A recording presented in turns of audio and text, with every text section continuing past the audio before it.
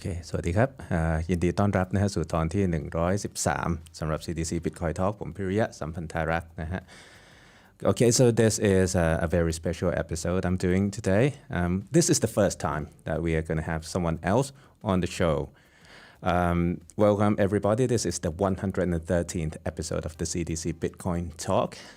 You're with me, Piriya Sambandaraksa, and today we'll be talking with John Carvalho, I think the current CEO of Synonym.2. Actually, not .2, right? That's the website. Right. Good That's morning. correct. Good evening. What time is it Good over morning. there? It's morning for me. It's about 9 a.m. here, but I'm honored to be part of your first experiment interviewing somebody, and looking forward to it. Right. All right. So a lot of my viewers here aren't in the space long enough to have known you from your days as Bitcoin Error Log. A lot of us who've been here for a few years would remember your interview with Roger Ver, and that was, if anyone hasn't seen that, you can just go look up Bitcoin Error Log on Twitter. It's still there. Not on Twitter, sorry, on YouTube. It's still there, and for John Carvalho, his Twitter handle is still Bitcoin Error Log. So for today's episode, we'll be talking about Synonym. But before we get to that, could you tell us how you get into Bitcoin? Sure. Yeah. As you were saying, I have been in Bitcoin a long time. I think I'm like 9.5 years now, was when I first got into Bitcoin. And honestly, the way I heard of it was I heard that people were using a website called Silk Road to buy drugs online. And when I heard that, I was like, how can this be possible? And I started researching, and I bought my first Bitcoin for about $10. I unfortunately sold many of my Bitcoins way too early, and I did not become a millionaire. But that's how I started, was just, being interested in people using it as black market money. And I think that's still one of the interesting use cases about it. And then I moved on to, I basically started winding down my business just so I was doing a marketing and branding business at the time, and just so I could Bitcoin full time. So I was trading, I was mining, I was being part of the early communities. I was doing everything that I could to do with Bitcoin and just consuming everything I could. Eventually ended up starting my own Bitcoin business, doing a live streaming platform. And that's how I started doing some of the interviews, and how I ended up interviewing Roger Ver when we were having the whole block size wars. After that, I got a job at Bitrefill, and then after Bitrefill, I started this company called Synonym. Right. So what did you do? What do you do at Bitrefill? At Bitrefill, I was initially hired as CCO, which is not Chief Compliance Officer, it's Chief Communications Officer. And basically, I was like the first kind of formal person on the team to handle marketing aspects. But that role turned into kind of a very flexible role where, I'm very grateful for Sergey for basically letting me do whatever I wanted, essentially. And I ended up doing like a lot of business development, some product design, and adding features to the website, things like this. Just whatever I saw that I thought could help with the brand and the product and the promotion of the company, I did it. Most things tended to go okay, not everything, but because things tended to go well, he continued to kind of let me do what I thought was appropriate. And that's how I ended up also meeting Paulo at Bitfinex, because we were trying to get exchanges to add Lightning Network and get exchanges to add Bitrefill gift cards within their platform. And so through doing business development with Bitfinex, getting them to, convincing them to add Lightning, convincing them to add Bitrefill, was how I started to form a closer relationship with Paulo, and telling him like a lot of the ideas that I wanted to do for new products for Bitcoin. Right. Well, for many of us, like Bitrefill has been the first place actually that we can use Lightning, especially here in Thailand. You can't really use Lightning anywhere. So we have some services that is available to us in Thailand through Bitrefill. All right, so let's get to the present. Right now, you have started a company called Synonym, right? That's correct. What does it do? I mean, I from what I've read, it does a lot of things. Right. Yeah. So from the broader view, basically, like what I was trying to do was prove the Bitcoin thesis, like basically this idea that, of hyper Bitcoinization, or of how everybody thinks Bitcoin will be like the primary store of value someday, and that we'll have like a kind of better society because we're no longer stuck with, fiat money and governments controlling everything to do with the economy. And so I was never really satisfied with how, Bitcoiners would like argue with shitcoiners or argue with, normies or fiat people, how they would just say, don't do that, just use Bitcoin.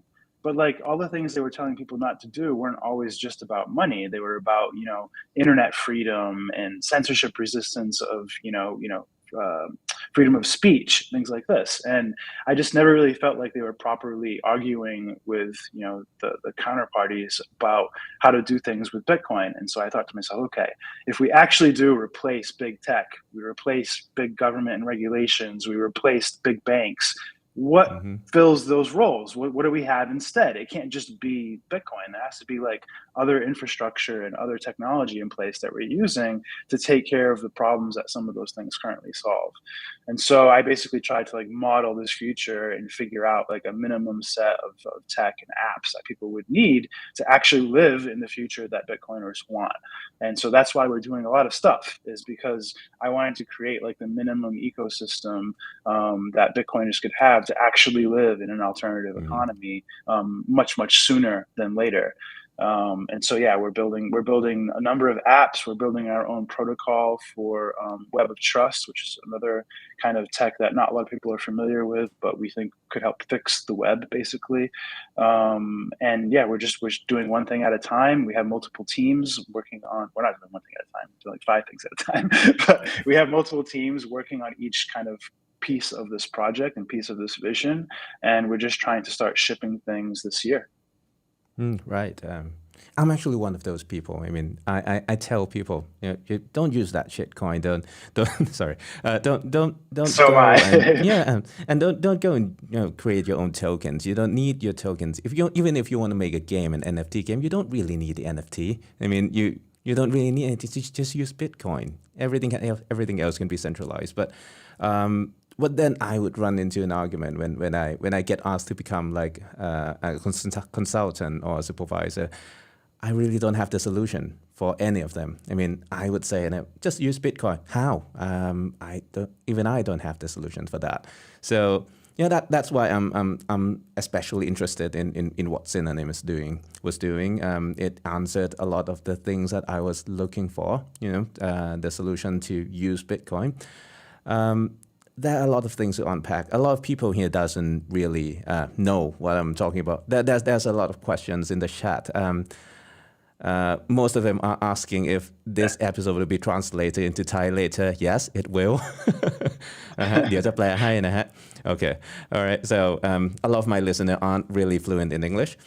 So, well, let's talk about the products then. I see that you have like many technology that's being developed behind the scenes. Most of them are going to be for infrastructure use.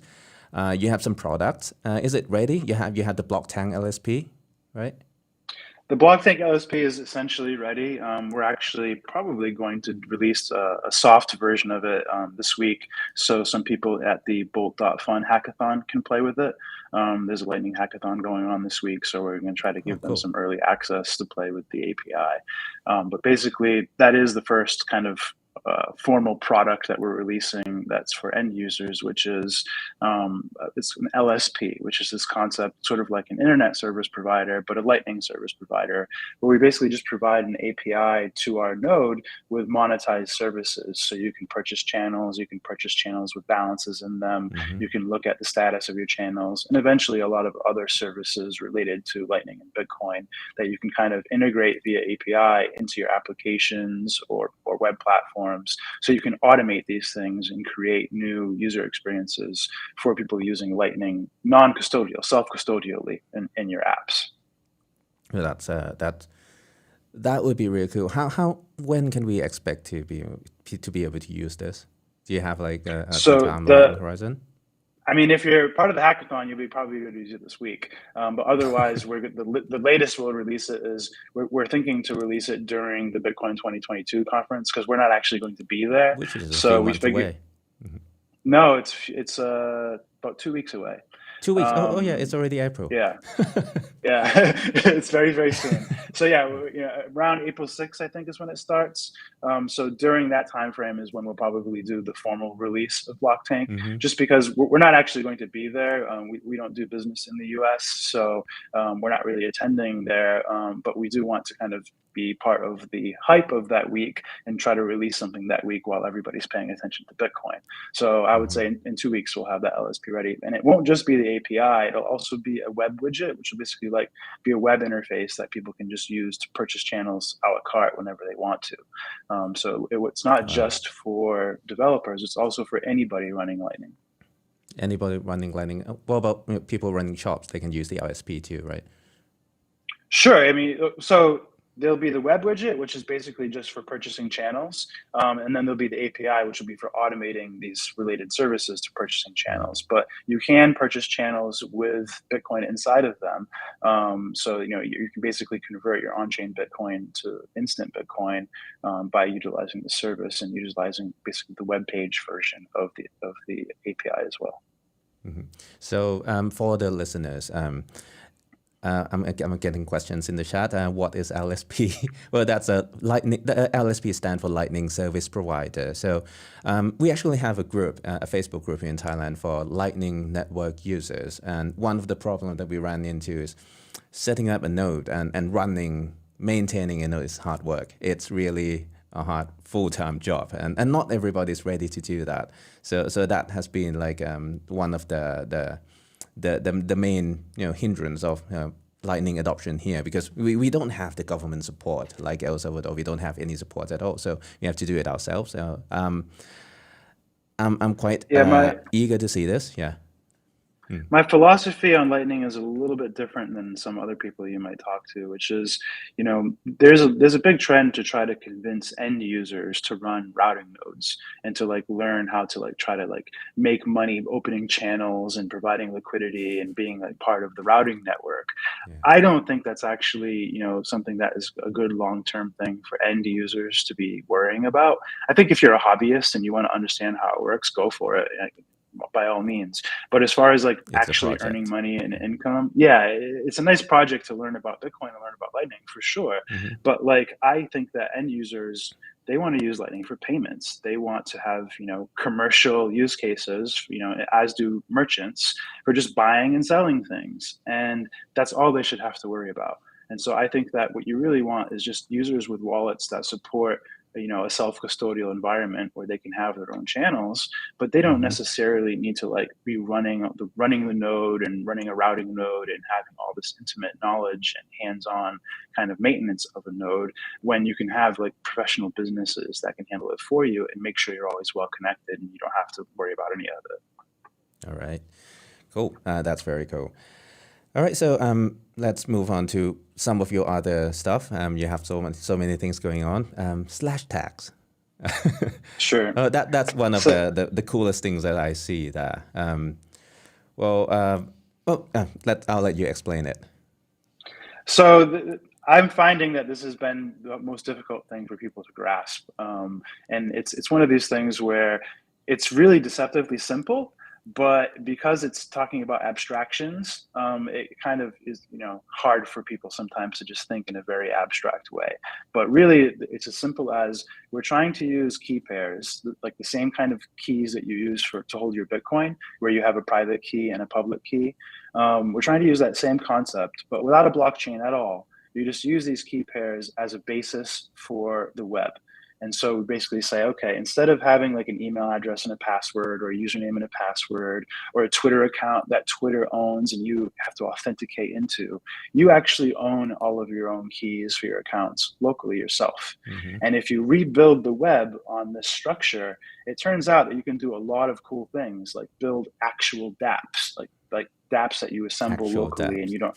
Yeah, without shitcoins, of course, without blockchains at all. That's not running on Infura. Yeah. Right. And it's just It's the idea that like you create the data locally and you manage who you are through your own keys and your own metadata, but you can kind of have it be portable and interoperable with any service that supports the method. And basically slash tags is a whole pile of different methods of using key pairs in this way. So you can use them, for example, like for identity, and there are specs, for example, like you see a lot of people talking about the DID spec, and this is just a way of doing decentralized identity. But even that is just one specific thing that you could do with slash tags. And what we do is we pair slash tags, this concept of using key pairs, to anchor all metadata in the internet, not just identities, not just accounts, but for contacts, for like payment endpoints, for websites. It replaces DNS entirely. Like you just don't have to rely on IP addresses or domain names at all anymore. You just own a unique key, and you can make attestations using that key, and you can just kind of rebuild the web from the ground up in a localized way. We pair this slash tags. This is like our own protocol and our own tech. That it's our main sort of like middleware or tech that we're building that is not a product. And then we pair it with another protocol that's called Hypercore. And Hypercore is basically like it's made by a separate team. It's another open source project, but it basically takes the ideas of BitTorrent, and it kind of modernizes them with new features that allow like better connectivity across networks through firewalls. And instead of using just a torrent file, it actually uses something called an append-only log. And append-only logs kind of function a bit like blockchains, except they're just a file that you hold. They're not like, you don't actually use the blockchain design at all, but they have a sequential structure to them that cannot be corrupted. And so if you try to like change history, you just fork off and create a new log. And so you can kind of have some of the same sequence qualities that a blockchain would provide without having to have everybody in the world keep a copy of it. Only the people that need it would keep a copy of it, much more like BitTorrent, where only the people that want to serve or download the file have copies of it. So it's kind of like somewhere in between IPFS and BitTorrent. Right. Yeah, I would say it's definitely an alternative to IPFS. In the end, slash tags could be paired with either one. We're just the stuff that we're building, the products that we're building, the actual implementations. We're choosing Hypercore just because we think it serves our needs better, and we just think it's a better design than IPFS. But you could just as easily, if you wanted to, build the same tools that we're building and the same apps we're building with slash tags and pair it with IPFS if you wanted to. I just wouldn't recommend it, and that's why we chose Hypercore instead. So slash tag, is it going to be like an open protocol where anyone can just implement it, or do you have to go through Synonym to use it? You don't have to rely on Synonym at all, other than that we're the ones that care the most about building it. And so, we are going to be hosting it, but it is an open source project. There's already code for the first kind of modules for it, but we're going to continually add more and more and more every year throughout the year. So I would say, it's definitely something we hope people will contribute to. All of our software is going to be open source for all of our products. We're not doing anything that's going to be closed source. Even Blocktank will be open sourced on the server side as well, so people could run their own LSPs if they wanted to. So I missed there's another part of your question I missed there. No, that's okay. Right. Okay. Right. I actually lost my train of thought too. Right. So correct me if I'm wrong. I'm just going to summarize this a bit. Slash tag. I'm not going to sorry, I remember the other part of the question I wanted to answer, which is important. You don't have to rely on Synonym for anything to run slash tags or to run Hypercore. We're not actually like a service provider that you have to rely on. It's just an open protocol that you would run yourself. So no, you're not relying on Synonym existing or any centralized aspect of Synonym to use slash tags or Hypercore. So you don't need the calls, the functions that's built into to a specific app, or do you need that but it's open source? Well, you need apps. Can I authorize myself? Anybody could build a wallet that had slash tags features in it. Anybody could build an app. Anybody could build a web platform. Anybody could host data on the Hypercore network and slash tags. Like you don't need to rely on anything from us other than that. Hope we continue to build features and hope the community starts contributing features as well. So from what I understand here, slash tag is going to be like an identity layer that separates your identity from your asset. But the asset itself doesn't have to be like everywhere and everywhere at the same time. Like stuff on the blockchain, it can be centralized asset, it can be centralized services, and you just authorize yourself into it with your sort of key. You're very close. The only thing I would it's a very subtle nuance, but it is important. Slash tags isn't directly an identity system. It's a method of using keys to, key pairs to attach metadata to them. Now that is the main primitive, the main thing required to do an identity system, but it's one level of abstraction higher than that. So it's like you wouldn't only use it for identity. You could use it, for example, for a web of trust, which is something we haven't really talked about. A web of trust is just a way of applying metadata to a digital anchor, to in this case, a key pair. And so you could use it, for example, to create a rating system for movies, or a rating system for like decentralized Uber drivers. Or so it's not just about identity in the kind of ID sense. It's about metadata about objects that you can identify in a digital, atmosphere. So it can be anything. It can be a file that you're attributing the metadata to. It could be a person. It could be an API endpoint. It could be a website. It could be anything. So identity, like if you say identity and you really mean the total abstract word of identity, then yes. But it's not merely an ID system. It is like a higher level of abstraction above that. Right, because I was wondering before this, I mean, before you answer that, how is it going to be different from using like digital signatures to just that, right? So, well, that's really cool. Again, how is it different from the current ways of people doing Web3 through like Metamask? Well, it depends. I can give you a specific example, but there will probably be many, and it would depend on which Web3 thing you're talking about, because each one of them has a different narrative. And, I'm not an expert in all of them. I've researched many of them. But one example I can give you is like with MetaMask, it does use a key pair to authenticate into websites. So there is like a very basic similarity there, but it doesn't do any of the other things I talked about. So basically what it does is it says, I'm at a website, and this website asks me to sign a proof using my key to prove I own this key. And then they associate that key with an account on the website. And so you authenticate using the key. And so slash tags can do that same thing, but it does it a bit differently.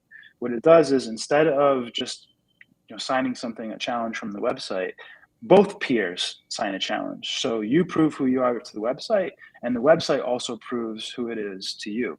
And so they also have to prove they have their key, and they have to authenticate with you. So you're at the right website. So you can't be middleman attack. This is a big difference with with how MetaMask would handle it, because I could just set up an evil website to try to pretend that it's something else and get you to behave and give me other information.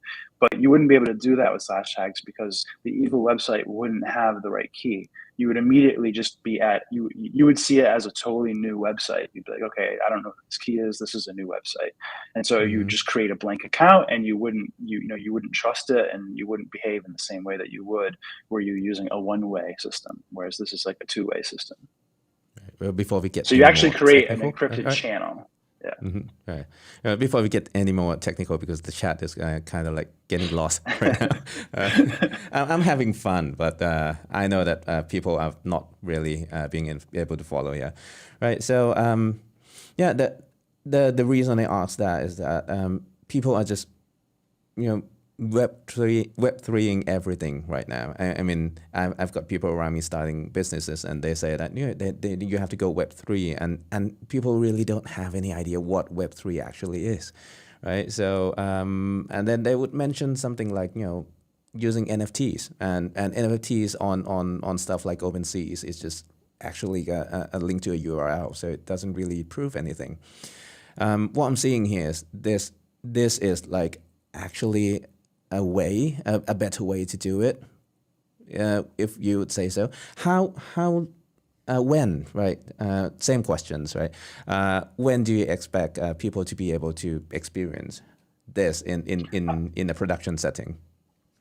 So adding that production setting part is the qualifier, isn't it? We do already have some /tags tech available for people to use, but of course nobody is going to bother implementing it in their website if there isn't like a wallet that they can store the keys in. And so that's actually the next thing. So in about, I would say, roughly 2 or 3 months, we're going to release an alpha version of our wallet, a mobile wallet. And this mobile wallet will support Bitcoin, it will support Lightning, it will support tokens on Lightning, and it will support /tags features. So you'll have /tags accounts, contacts, as well as probably /pay features in there as well. Oh yeah, right. /pay. I've just seen that last week. I haven't really read about it. Is it any different? Is it a whole different thing with a similar name, or is it related to one another? So we're going to get into the technical weeds a little bit again, but I'll try to be quick. It's just showing another way that you can use /tags and Hypercore together to do cool Web3 stuff without shitcoins. In this case, what we do is, you know how there's like legacy Bitcoin addresses that start with a 1, and you have SegWit addresses that start with a 3, you have native SegWit that start with a B. Now you're going to have Taproot addresses, and then you have Lightning invoices. Well, now the same thing is happening on Lightning, where you have like this kind of Lightning invoice, then you have the LNURL invoice, QR code, and you're going to have both 12 QR codes. So you have just all this fragmentation in all the ways that you can pay in Bitcoin. And so what /pay does is it takes this abstraction capability that it has, and it just simplifies everything into, I want to pay this other person.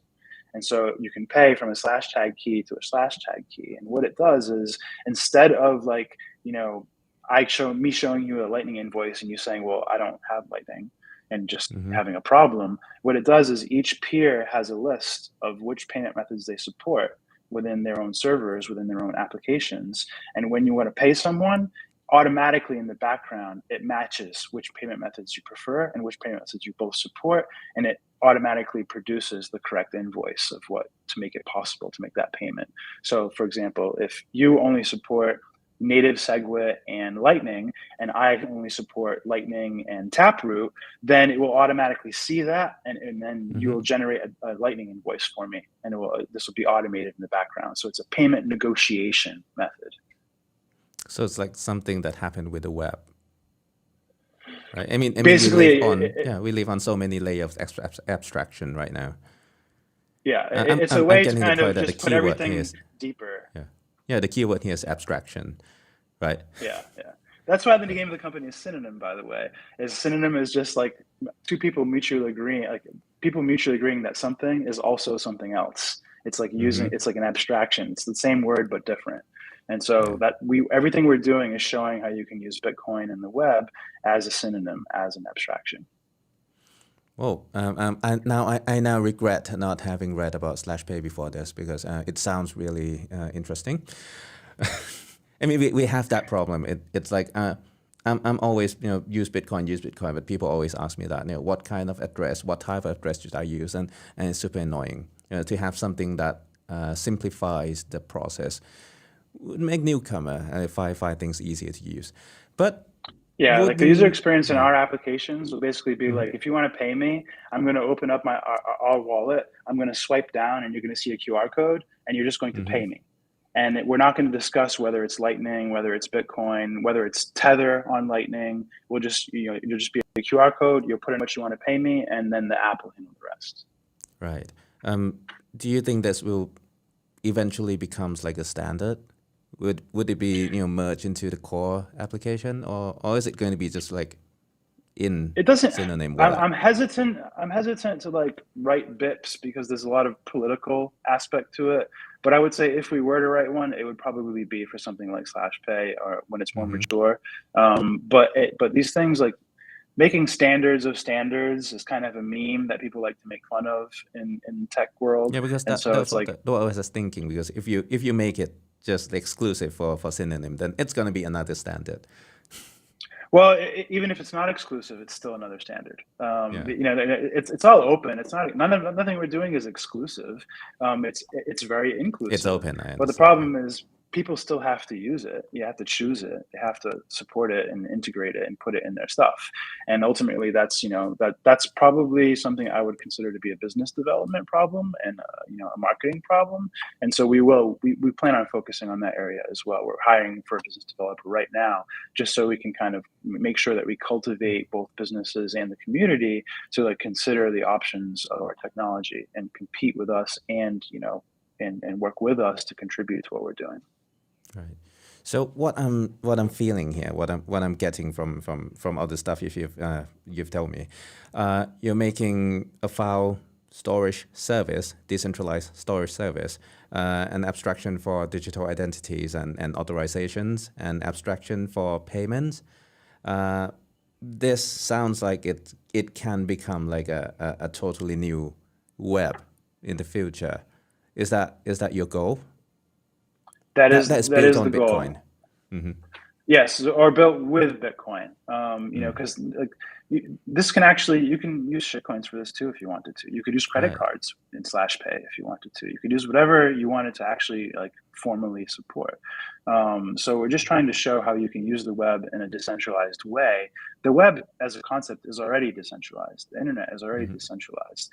It uses open protocols. Anybody can do them. It's just that the structure of it isn't kind of incentivized or designed in such a way to make that easy or even very useful. It's more prone to becoming very centralized and using walled garden services. And we're just trying to make everything interoperable instead. And you also made a nice guess in there because I didn't mention that we are actually doing a file storage service, but that is one of the next use cases that we're actually working on now for using /tags and Hypercore to be able to do quote unquote like decentralized cloud services so people can kind of use each other to be able to store their data instead of using Google and things like this. Yeah, I just kind of assumed that Hypercore will be able to do that. Right. Yeah. It's a natural thing. It's not like we're geniuses. It's like it's a requirement. You can't do what we're trying to do without doing this. Mm-hmm. All right. You mentioned USD Tether on /pay on Lightning earlier. That's one thing I've been meaning to ask you about. This might not be like directly related to Synonym, but like on Lightning, can I safely say that we are looking at emergence of tokens on Lightning? Yeah, not only are we, I think we're the ones that are probably the furthest along with implementing it, but there's another outside team that's made a version of the LND node that supports Omni tokens, which is a token layer on Bitcoin. It basically uses Omnibolt. Bitcoin transactions. Omnibolt is basically a Lightning implementation that supports Omni tokens. And so the Omni layer is one of the original token layers on Bitcoin. It's where Tether started years ago. But at some point, the fees became really high on Bitcoin, and then people started migrating Tether onto other platforms, other blockchains. And so what we're trying to do is show that now that Bitcoin has the best scaling tech in things like Lightning Network, that we can bring tokens back. Not only can we bring them back, but we can make them retail friendly because now they'll be instant, they'll be scalable, etc. So we're in our wallet and in all of our products, we'll be supporting Omnibolt tech. So this way people can be able to have any type of tokens they want. And so in Blocktank, we'll be able to make some like Tether channels available for people when we bootstrap that. But this will come after the wallet is released. So there's no point, releasing all this token tech if there isn't a wallet that you can use it within. And so the wallet really is a big milestone for us that we have to get that wallet out first, because that's when you'll be able to use Bitcoin Lightning tokens on Lightning and /tag stuff. I still get comments about Bitcoin transaction fees almost daily. What do you think is going to take for that to go away? I mean, it's been one sat per byte for how many years now? I mean, since 2018, it hasn't gone above that for any long enough period of time. But people are still saying that it cost an arm and leg to transact on Bitcoin. All the while Ethereum went up to like a few $100 per transaction, and nobody bat an eye. Yeah. That's not a real question, really. I'm just ranting. Anyway. Well, I could comment about it. I could say, look, like Bitcoin is for saving money. the base layer, and so there's like, I have a saying, there's no poverty in Bitcoin. It requires the ability to save money. You can't use Bitcoin if you don't have the ability to save money. If all you're doing is spending everything you earn, you probably don't need Bitcoin in the first place, because you're not going to be exposed to inflation. You're not going to be exposed to deflation. You're just going to spend everything you get. So you want to use the kind of the lowest friction, cheapest money you can find that the most people accept. And that's typically going to be your local fiat. Or dollars in many cases. And so Bitcoin use the easy money first. But the thing is that, yes, they use the inferior money first, for sure. Gresham's law, I believe it's called. And so what you can do, though, is you can kind of hook people into a Lightning channel, like with a very well connected node, like Blocktank, for example. And you can say, okay, if you're going to frequently pay with Bitcoin, you should have a channel open that is kind of having the total capacity that you need to be able to spend at least every month or every 3 months, some kind of frequency where you can just top it up once in a while. And that way you're not always having to do constant on-chain fees. But this only works if you're constantly receiving and spending Bitcoin payments. If you're only going to make 3 payments per year, it's not going to help you. It's not, even Lightning doesn't help you. And so that's why, people are looking at, you're going to see like a lot of proposals for different token tech. You're going to see multiple proposals for token tech on Lightning. You're going to see proposals for not using Bitcoin at all, like Chaumian mints and federated mints and liquid. And you're going to see all kinds of options, all of them with different kind of trust and custodial trade-offs and privacy trade-offs. And in the end, we're just going to have to see what sticks. We're also doing some research in some areas about whether you can do centrally issued tokens without using a blockchain at all, using something, using like the tech in Hypercore, for example.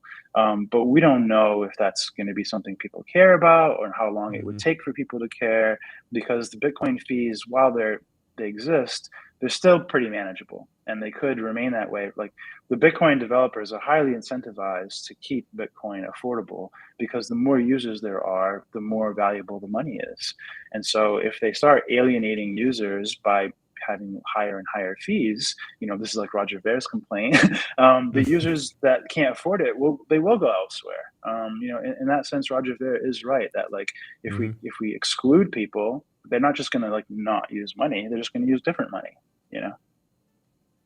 Well, that is interesting. I think I heard Jack Mallers said the other day in one of the podcasts that the reason for him starting Strike is because Bitcoin Lightning is magical, but no one wants to use Bitcoin. So there should be a way for people to use other money on the Bitcoin Lightning network.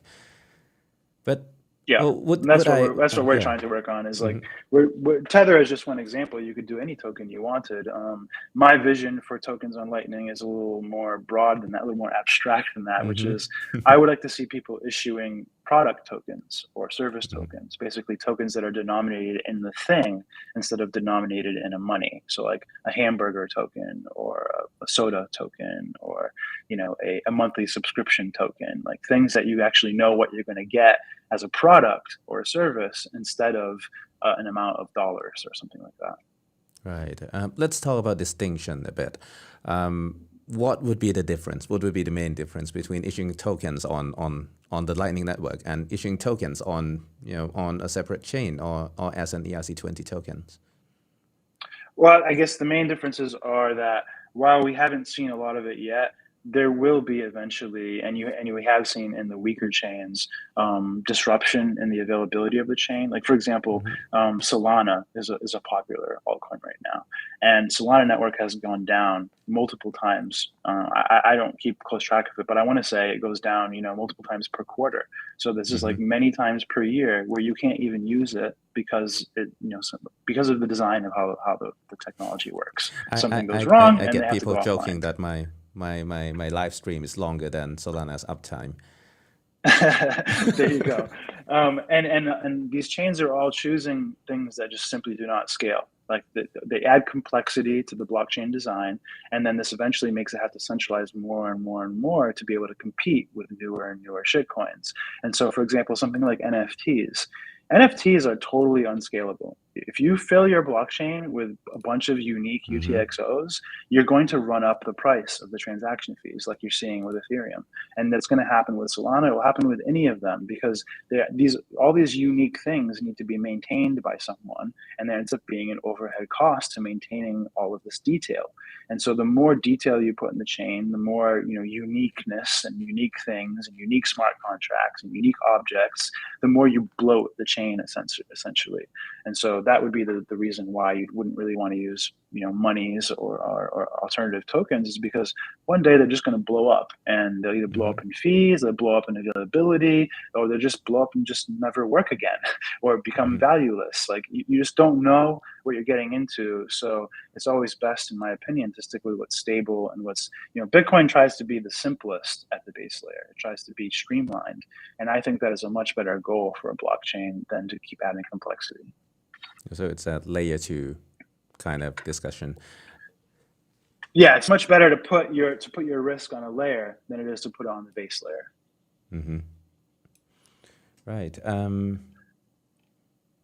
Like if Lightning dies, it won't kill Bitcoin, right? Yeah. What are your thoughts on the current state of the Lightning network right now? Sorry to be going a bit off topic here, but that's just something that popped up the back of my head. Yeah.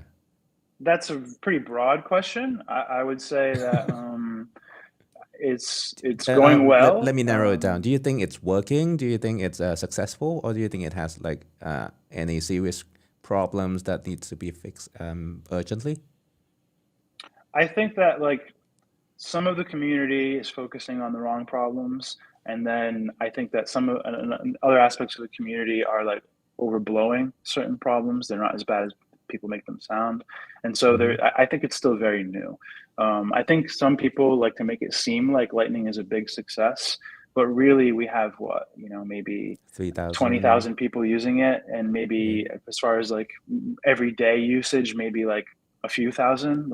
It's not really a success. There aren't millions of people using Lightning by any stretch of the imagination. Any number you use, it just does not hit 1 million, and that's even a million would still be very small. And so whoever the most popular wallet is, whatever the most popular node implementation is, whatever the most popular payment method or invoicing method, all of these things are immaterial right now. They're all just blips, small insignificant things, because once you have something that actually has a lot of users, that will tell us whether Lightning works, what is the most popular way to use Lightning, etc. And that is kind of our philosophy with how we're approaching it. We see Lightning as commercial technology, and so we're trying to focus on commercial use cases, and we're trying to focus on things like, for example, bringing tokens to retail. And we think that having instant tether be something that people can spend, or instant gift tokens, like gift cards as tokens, or product tokens, etc., that these things could be quote unquote killer apps for Bitcoin, or for Lightning specifically, because we need to get a lot more commercial usage out of Lightning for it to matter. Yeah, tether on Lightning would really jumpstart things. I mean. That's what we'll see. Bitcoin, the blockchain full in 1920, in 2017. Sorry. Yeah. 1920. When was that? Right. I think we should look at some of the chat questions. See if there's something interesting. This is a long one. I haven't read it. I'm just going to put it on the screen. All right, it's a Ukraine thing. How will Synonym application play a role in war situation like Ukraine and the future in the same situation arise? Don't know if that's a good question. Yeah. Yeah, I think I can answer that. I think that it would help a lot. For example, there are a lot of sanctions that are going on right now, and I'll give you a specific one a lot of people don't really know about. There are sanctions within specific regions of Ukraine that predate this war, since before the Russian invasion and everything that's happening right now. And what this results in is, for services that have legal teams that are worried about complying with these things, you have to basically ban IP ranges by geolocation. And the ability to know where an IP is accurately is actually not really that good. And so what you end up doing is you end up blocking all of Ukraine. And so the people that are trying to comply with these sanctions, for example, to block like this terrorist area of Ukraine or something, they end up often blocking the whole country. And so these sanctions that they put, like, blocking Russia from web access or blocking, the military or whoever it may be, when they're actually implemented, they actually mostly affect the people that aren't the problem. They affect normal citizens, they affect normal people, and the people that they're trying to affect, like terrorists and war criminals and such, they know how to circumvent these things. So it's like it's a total like farce. It's totally ridiculous. And so with something like slash tags, for example, in place, if people were using this, they wouldn't be using IP addresses anymore. They'd be using keys to identify themselves. And so basically, and they'd be using, say, Hypercore to be able to deliver files and transmit things. So there would be this kind of like abstraction layer between you and the internet. And so sanctioning you and censoring you becomes much, much more difficult.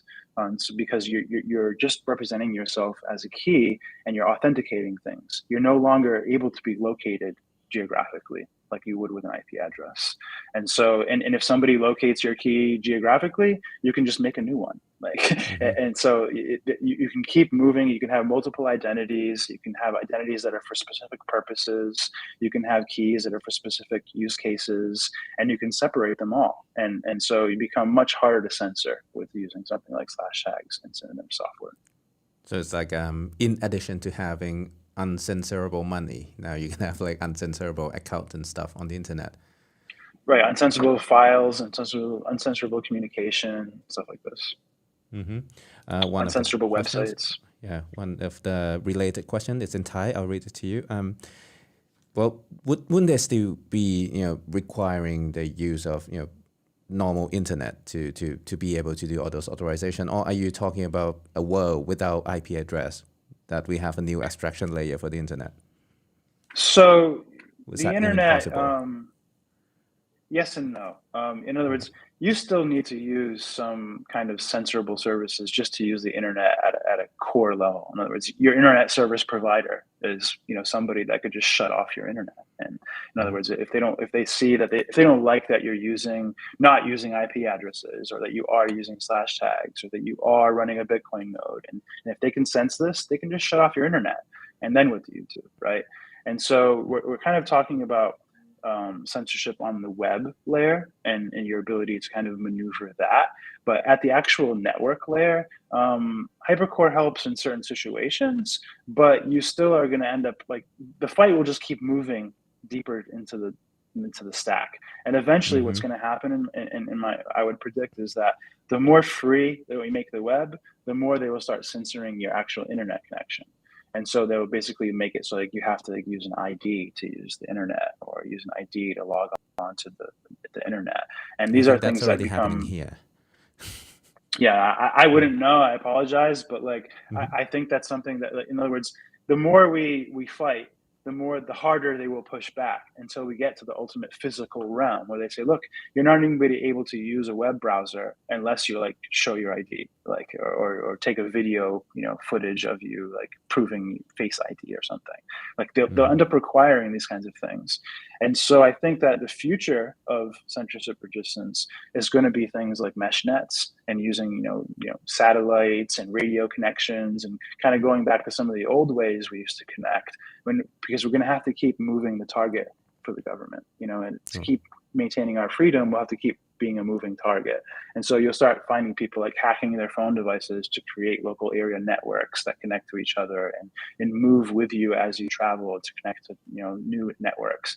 And something like slash tags and Hypercore will definitely facilitate that kind of behavior. We're just not there yet. We don't quite need that yet, but that is where I see things going. Right. And here's another question. It's what would you do if a government tries to shut you down? As you said earlier, the system is open. Anyone can use it, so it doesn't really go through your servers or anything, right? Right. The government couldn't really shut us down in a software sense or in a services sense. I mean, they could shut down Blocktank service, for example, but they couldn't stop somebody else from running Blocktank if they shut our business down.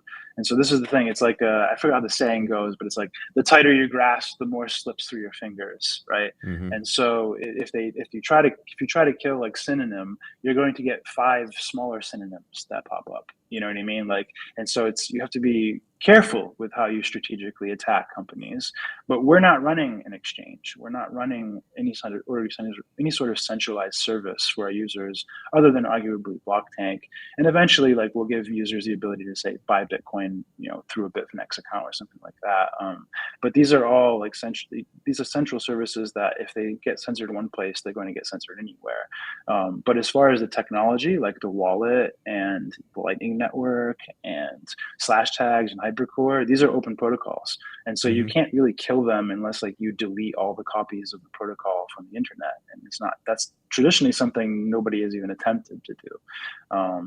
BitTorrent exists today. Like you can go and download movies for free and they hate it, but you can still do it. Like they never killed it, it still works. And this operates on the same kind of concepts. It still works and it grows when there are needs for it. Yep. When there's a new movie, there's hundreds of seeders, Yeah. So this is one of the questions I've been meaning to ask. It just relates and I just remember it. It's about centralization. So all of your products, all of your stuff that you're doing, it's all open source, it's all open protocol. So anybody can just implement it, and anybody can use it. But it's still like a branded product. It's a synonym product. This has been a problem, I think, in the Bitcoin space, that people are kind of like stuck in having to have everything be totally decentralized. Otherwise, they are not going to adopt it. Otherwise, they are not going to use it. I mean, Blockstream had that problem. Everybody loves Blockstream. I mean, you can't really find anyone in the Bitcoin space who actively hates Blockstream, but still almost no one uses Blockstreams. Do you see I think we're would mixing be a few issues, in my opinion. Like why nobody uses Liquid is definitely, in my opinion, a much different question than worrying about a company creating open protocols and the centralization aspect of that. Like Exactly.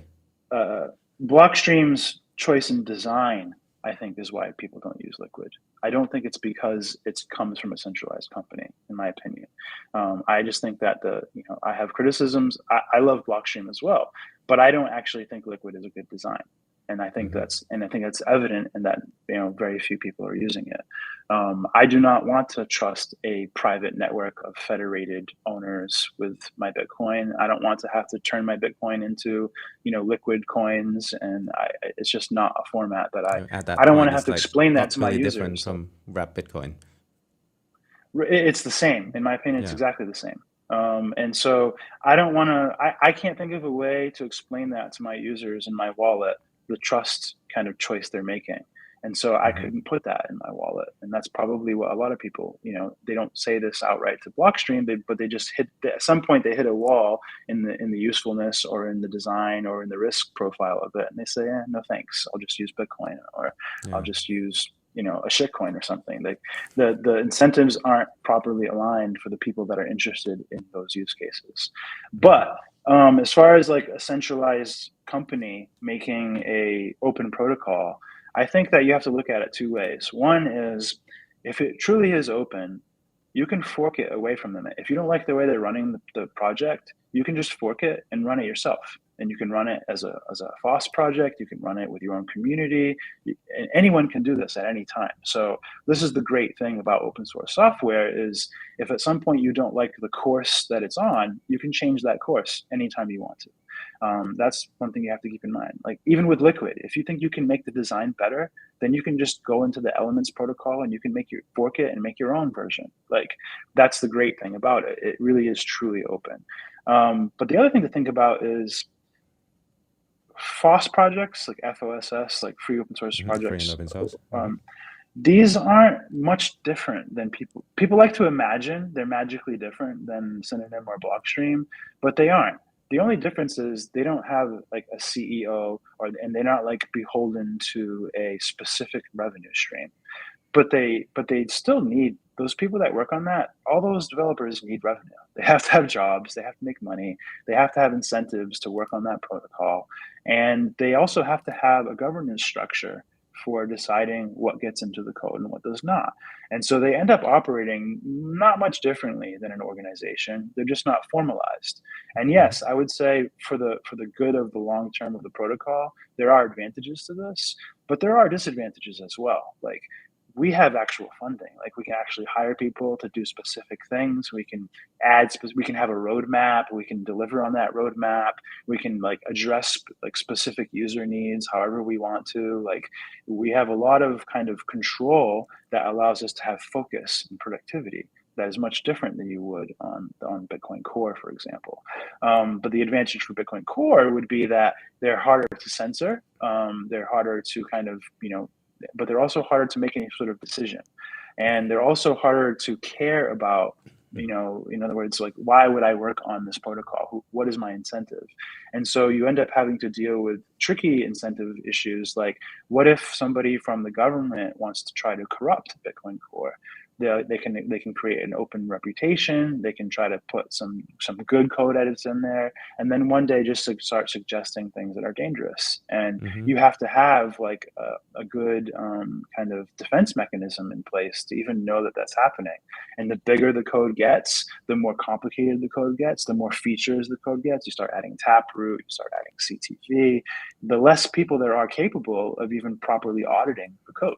And so you have risks with making changes to FOSS software, the same as you do for centralized open source software. So I would say that it's just trade-offs. And I would say, I think people should support centralized open source software just as much as FOSS software, because they can eventually become FOSS projects, even like after the company dies, or if it gets forked, if you don't like how the company runs it.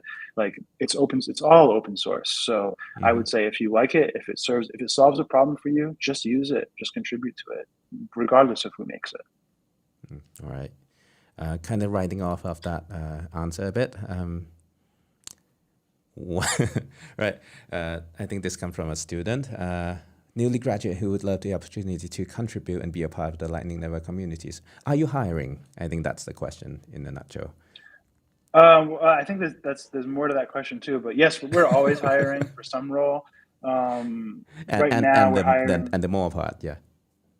But we're not at the stage where we're hiring junior developers. Most of the roles we hire for are for senior people, even people that are already experienced in Bitcoin specifically. So it's not really easy to necessarily get one of the jobs that we have lately, because you have to already be pretty experienced. But if you're just coming out of college or coming out of school, I would say the best thing you can do is start contributing to existing open projects. You know what I mean? Like if there's a wallet you like, start finding like bugs in it and start helping solve those bugs. If there's like a protocol you like, start taking classes. Like for example, if you want to work on Bitcoin Core, there's Chain Code Labs, and they do like sessions where you can learn about Bitcoin. Do a lot of reading. Code Labs. Yeah, Chain Code Labs. They do Bitcoin education. Yeah, that would probably be one of the more prominent ones for learning Bitcoin stuff. I saw somebody earlier asked about like which university has the best Bitcoin courses. In my opinion, none of them. I don't think there's such a thing. I mean, I know they exist, that they have courses within various universities, but I doubt any of them are actually significant or will actually help you very much. Like if you want to learn yourself, go on YouTube, go on Twitter, go get into the Slack communities of different projects, just run the code, hack at the code, start making your own little projects, just get yourself very familiar and intimate with it. And then after 6-12 months of getting yourself, deep into the rabbit hole, you'll start finding connections. You start saying, oh, look, this guy wants to hire me, or this project is hiring for something that I've been doing for free for the past 3 months. Like, why don't I apply for this? Like, you'll if you stick yourself into the community, you will find your place. Bitcoin will always find a place to push you. Don't worry about that. That's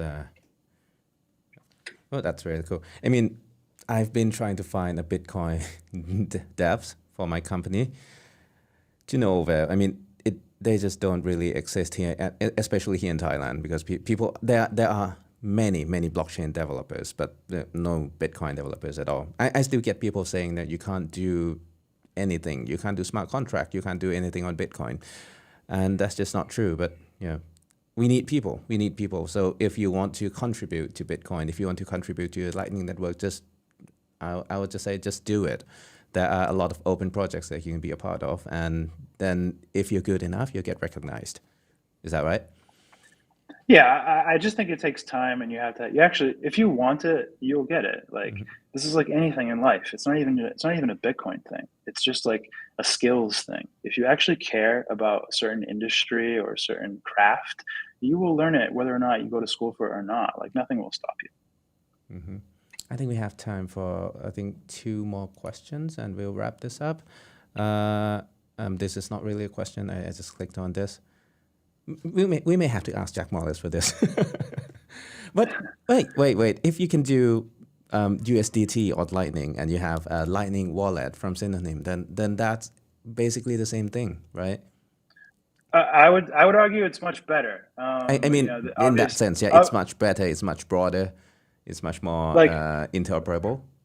What you need to understand is like Strike is cool, and helping El Salvador begin to adopt Bitcoin is cool. But they didn't bring neither Bukele nor Strike actually brought Lightning to any users. What they did was they brought an exchange service, a centralized service, and then Strike is the one that uses Lightning. But the users don't use Lightning at all. They don't even have Lightning keys. They don't hold their own channels. They don't hold their own keys for their Lightning. I thought it's a totally centralized service. So the Chivo wallet and the Strike wallet, they all go through a centralized service. Then they use Lightning to like refill the funds. All right. Yeah. So they use Lightning as rails for their own payment structure, but the users aren't the ones using Lightning. It's Strike that's using Lightning, and Chivo that's using Lightning, and even Chivo isn't really using Lightning either. They're kind of doing database to database payments for their users, and they're kind of doing things even more centralized. And so using a wallet like ours, where you're going to hold your own keys and hold your own channels, I think is a much more self-sovereign way. It's much harder to censor you than it would be. Like, for example, if for some reason Thailand gets sanctioned, Strike would just shut you off, and that would be it. You wouldn't be able to use it anymore. And that would be that. That can't happen with our wallet. You would have your own channels, and the worst thing that we could do to you is if you bought the channel from us, we could close the channel, but you would still keep your Bitcoin, and you would just have to get a channel from somebody else. And that's the most we could be is an inconvenience, but we could never lock your Bitcoin. We can never take your Bitcoin away. We can never take your token, IOUs from you. We could just stop providing services. And I think that's the way that it should be in a wallet. All right. That's even better than I anticipated. Right. It's been an hour. I think we should wrap up. The last question is actually not. Sorry, where is it? I think I put it somewhere.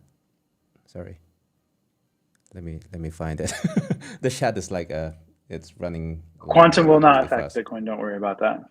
Yeah.